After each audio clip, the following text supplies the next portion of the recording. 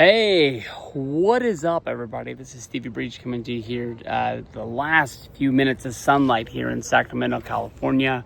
Honestly, spent the day out at San Francisco. We had one hell of a day. The only negative was it was one of the biggest days of professional wrestling that's going to happen in 2025. We had AEW running All In. We had Saturday night's main event, and then we had NXT running the Great American Bash. In the car, probably drew a little bit of heat on me, but I watched Saturday night's main event. I honestly thought the YouTube TV was going to work a little bit better, but I guess driving on the freeway and trying to get reception to watch it on the YouTube TV DVR, I actually started watching it after it ended. You got a lot of jumps and pauses. The show ended up lasting a little bit longer. Didn't get the greatest feel from it because of it just being like hit and miss along the way, but I got all the good stuff out of it. This was a really good show. When you think about the star power, you got to think that WWE, NBC, they planned this event to go up and try and hurt AEW. So they were looking to get some eyes on it, but I think that they knew the hardcore wrestling fans were going to watch All In. And that's probably the reason why we didn't get Jey Uso, John Cena, Cody Rhodes, Roman Reigns. List goes on and on. We were lucky to get Goldberg. We were lucky to get Seth Rollins. That's what they put out there in order to give us a good night of wrestling. We got 4 good matches. We got one out of the in-ring segment, I guess you can say, that built up to 2 hours worth of wrestling. Goldberg versus Gunther. That was a really good match for Goldberg to end his career. Will Goldberg do some sort of like independent show somewhere? If the money's right, I see him doing it. I mean, Ric Flair's retired 1,000 times, but if that is what he hangs his career on, that was one hell of a match. To go up there against Gunther, one of the biggest guys in WWE in his prime. I'm sure it was one hell of a thrill for Gunther. Match was really, really good. Goldberg, even at his age, had that match in his control, but Gunther, being the bully, being the ring general, was able to string this match out, that every single time that he got in trouble, he bailed out to the outside. He used Goldberg's age and his body condition, I guess you can say. He was working over the knee, which really sucks considering what was the semi-main with Seth Rollins. But using the knee to his advantage, pulling the knee brace off, attacking the knee, going out, getting Goldberg's son Gage. You got to think that, he's going to be playing football for the University of Colorado. At least that's where he was last year. And he'll probably get on some sort of like NIL deal where he is pretty much next up. And whenever he's done playing football, there's more than likely going to be a career that he could phase into. Going to NXT, the Performance Center, starting to get trained and see if it really runs in the family, in the Goldberg blood, I guess you could say. But end of the day, we had Goldberg hitting a spear through Charles Robinson on accident. Referee got dumped out. We ended up getting another referee coming down as Goldberg hit a jackhammer. Because of the knee, he wasn't able to get the cover right away. And Gunther was able to kick out at the 2. And when he slapped on that rear naked choke, it was over. I mean, Goldberg grabbed a knee, he grabbed a leg, he tried to muscle his way out of it, but at the end of the day, he was gassed and he was done. My buddy Jem texted me. He was surprised. I guess there was a Goldberg celebration in the ring with his son.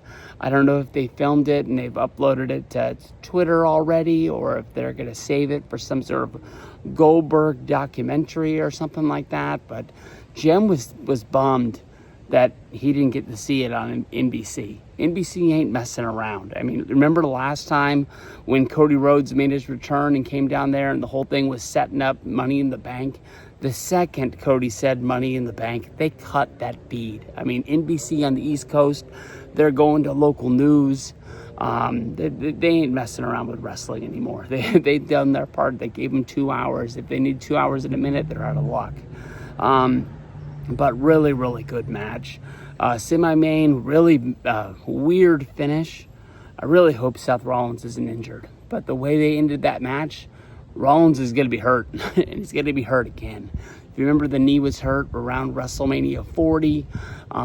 He was able to come back, do the jobs that what he needed to do to be one of the big stars for WrestleMania 40. He wasn't going to miss that limelight of him and The Rock, him and Drew McIntyre. I don't know. It was like a sunset flip, springboard kind of thing off the ropes, came down, and you could just see the knee buckle. He squirmed over and he got into the corner. The ref was looking at it. Paul Heyman was looking at it. They didn't really know what to do.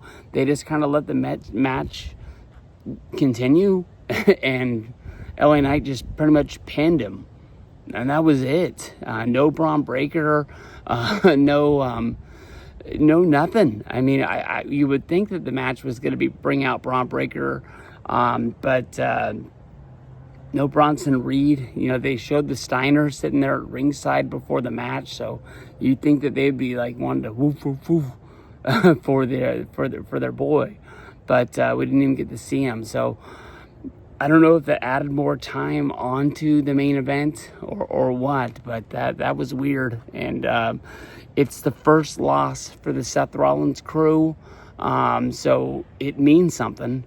And it came out of the middle of nowhere. So that's what really makes me think that, something is going on, which sucks because he has the Money in the Bank briefcase, which means, in the past, like when years ago, Mr. Kennedy had the case and he had an injury, he had to drop it to Edge. And then Edge, of course, won it on the match on Raw, and then he cashed in and continued on the legacy, and people don't really remember that Kennedy lost the briefcase in a match. I'm sure something else like that had to have happened with the case, but that's just the one injury that comes to my mind there and there.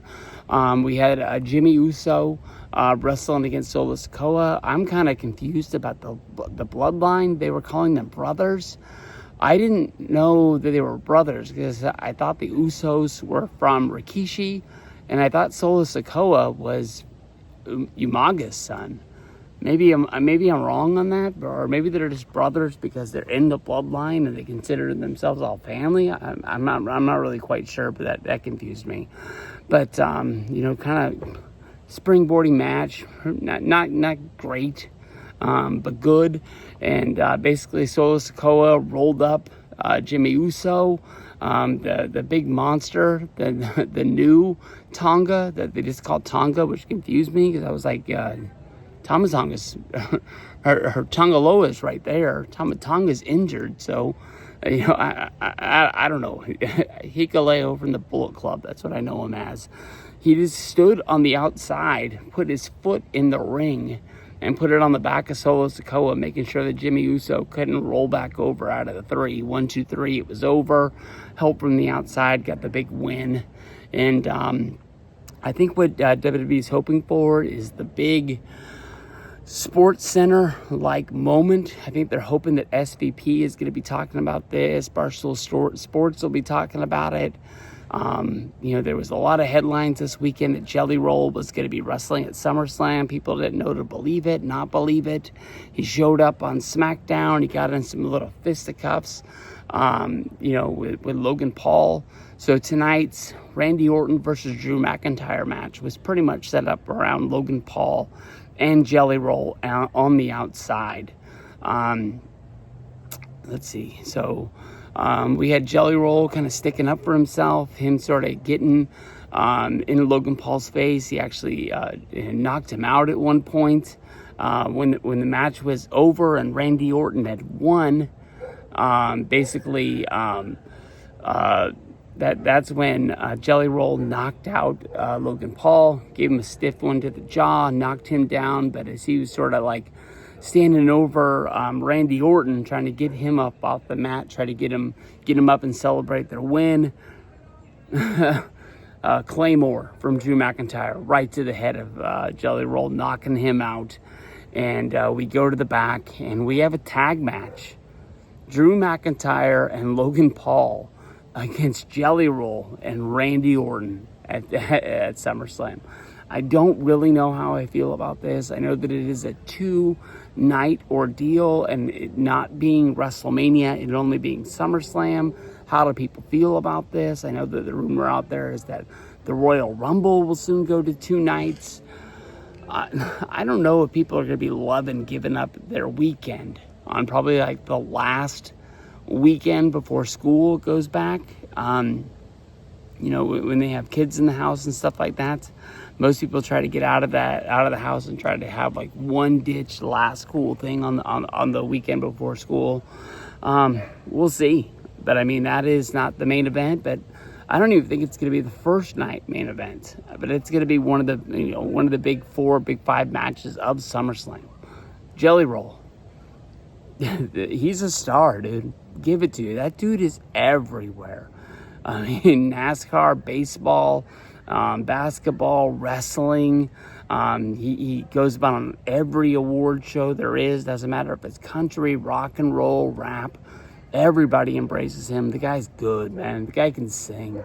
The song with Post Malone, Losers, damn good jam. Damn good jam. So that was Saturday night's main event.